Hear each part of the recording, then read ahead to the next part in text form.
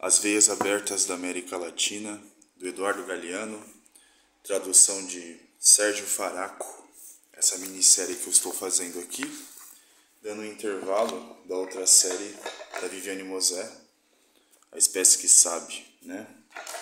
Minissérie porque estou lendo a introdução, não vou ler o livro todo, porque acho que a introdução já traz aqui uma ideia para a gente pensando, né? Estávamos falando, né, sobre como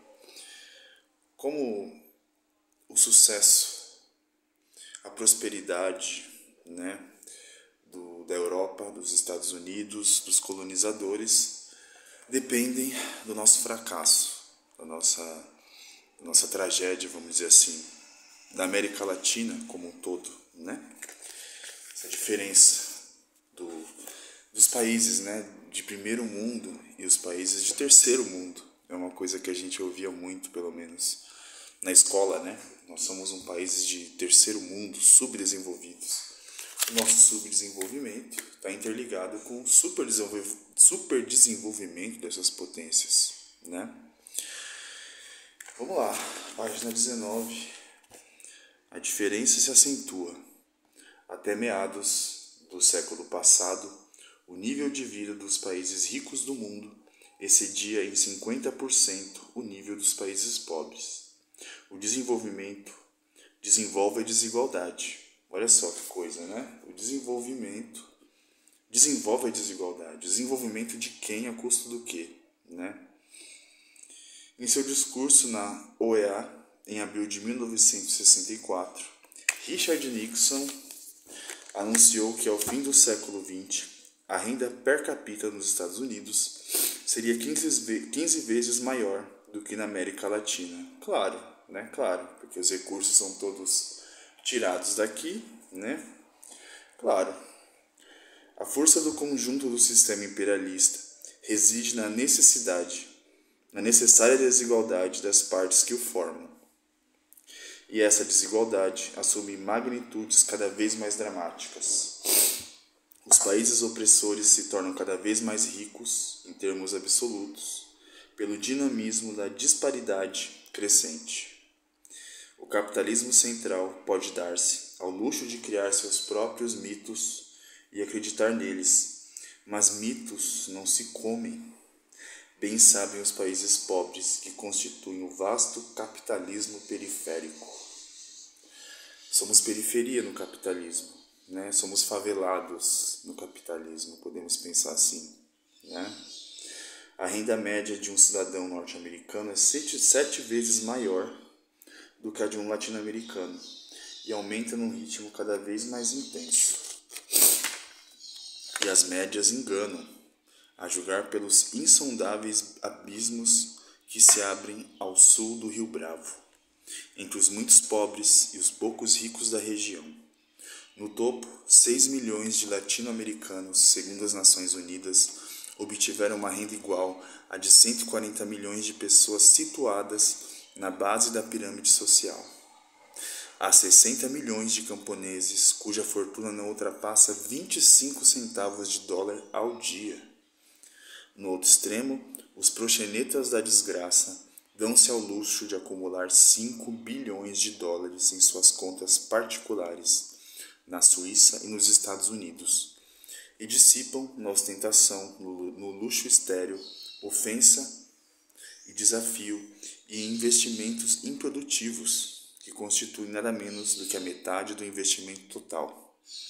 Os capitais que a América Latina poderia destinar à reposição, à ampliação e à criação de fontes de produção e de trabalho, né?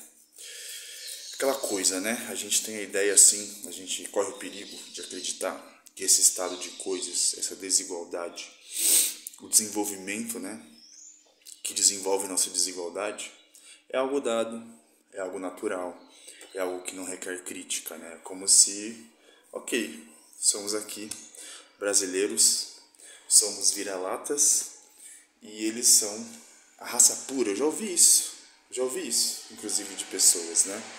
Bom, nós somos vira-latas, eles são humanos, vamos dizer assim, né? Eles são de raça, vamos dizer assim, E não é natural, né? A gente vai vendo que aí tem um estado de coisas que é mantido devido a uma lógica, né? Primeiro muito ligado ao colonialismo, depois muito ligado ao capitalismo, e assim a gente vai sobrevivendo, enquanto latinos-americanos, enquanto brasileiros, né?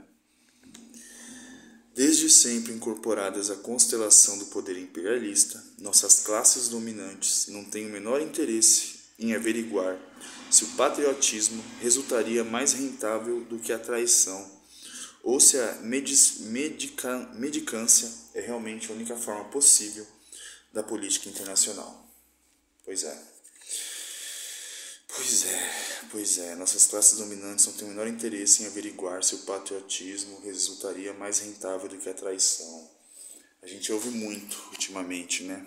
Falar sobre patriotismo, carregar a bandeira de Brasil, né? Só que assim, os mesmos agentes desse discurso patriota são os que estão ali, de vassalo dos imperialistas, né? Basta ver aí o nosso presidente, o quanto ele bajulou e bajula o Donald Trump, né? Inclusive seus seguidores conseguem a proeza de relacionar patriotismo com adoração à cultura americana, né? Estão vendo que é um discurso fraco, frágil, hipócrita e que não se fundamenta, né? Hipoteca-se a soberania porque não há outro caminho, aqui entre aspas, né?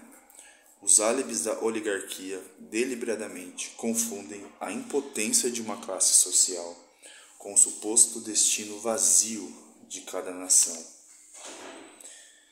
Os álibis da oligarquia deliberadamente confundem a impotência de uma classe social com o suposto destino vazio de cada nação.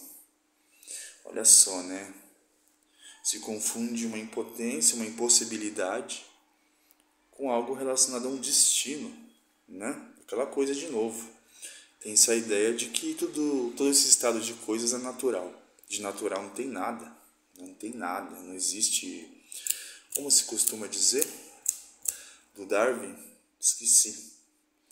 A ideia de que as coisas são as classes, né? Como que fala? Esqueci agora. A lei natural das coisas, uma coisa assim, sabe? Que vai para esse sentido assim, né? Não é assim, né? Não é assim que a gente vai vendo que tem toda uma história aí de exploração, de enriquecimento à custa da nossa pobreza, né? E as classes dominantes aqui do Brasil estão servindo as classes dominantes lá de fora, né? Por isso que é importante a gente, enquanto povo, enquanto massa, reafirmar o nosso poder e reafirmar nossa identidade latino-americana, brasileira, né? Josué de Castro declara: eu, que recebi um prêmio internacional da paz, penso que, infelizmente, não há solução além da violência para a América Latina. Depois dessa, vou até tomar um gole de café. De novo, Josué de Castro, falei José, eu acho, né? Declara: eu, que recebi um prêmio internacional da paz, o cara recebeu um prêmio internacional da paz, penso que, infelizmente, não há solução além da violência para a América Latina. Olha só o fatalismo aí de novo, né? Não há outra solução senão a violência contra nós. É a naturalização da violência, assim, no seu nível mais descarado, né? A gente pode pensar. Eu vou pesquisar aqui quem que é esse Josué de Castro, que eu não consegui ver. Ah, ele é médico. Claro. Foi um médico nutrólogo. O que ele defendia? Vamos ver aqui.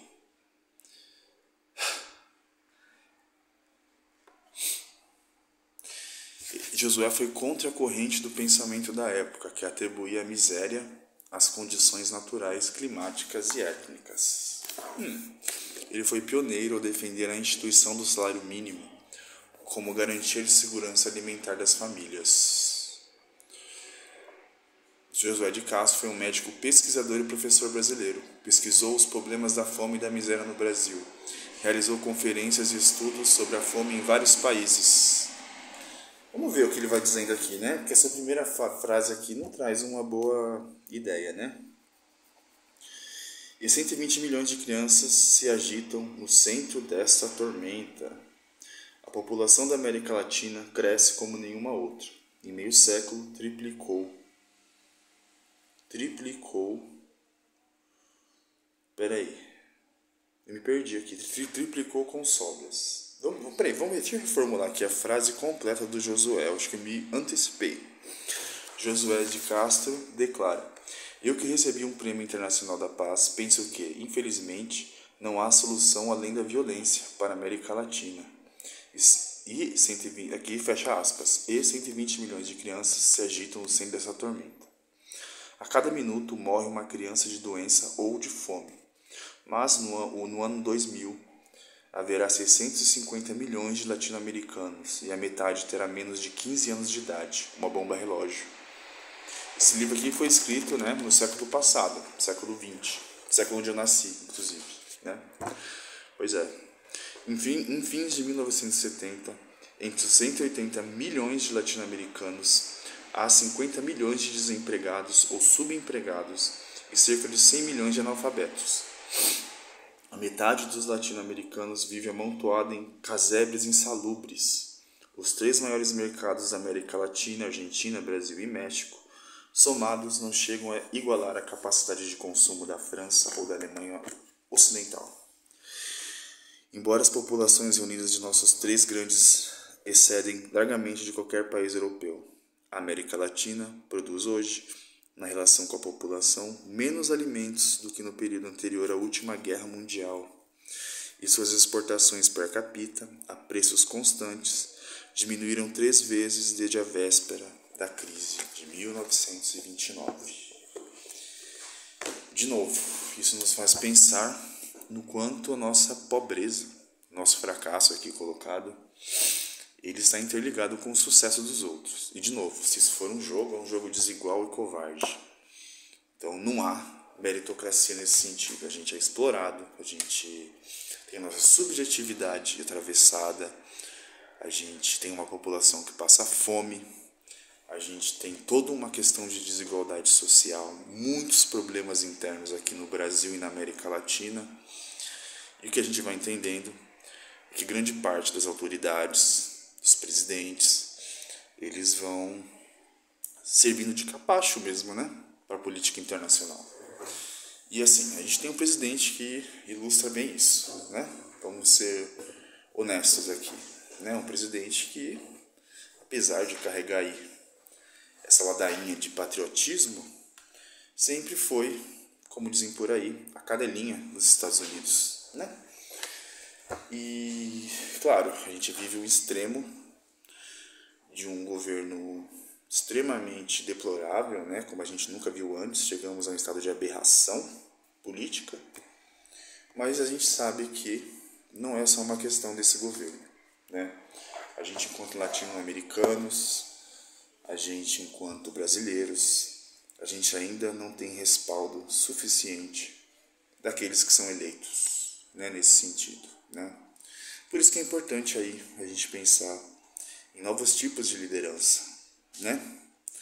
Lideranças que sejam alinhados com esse tipo de crítica, que sejam alinhados com a ideia de que a gente precisa resgatar nossa identidade, reafirmar nossa identidade latino-americana e prestar atenção aí, né, nessas pessoas que vão surgindo, que trazem algo de novo, né? Personagens diferentes, né? Não só os homens brancos, velhos, de terno na política, né? Já deu, a gente sabe onde dá isso. E lembrar também que política não é só ir lá de 4 em 4 anos, de 2 em 2 anos, votar e esperar que o cara faça por você. Nossa política está no cotidiano, nas nossas relações, no que a gente quer, no que a gente não quer. Votar e lá apertar é só um detalhezinho dentro de muitas outras coisas que a gente precisa fazer.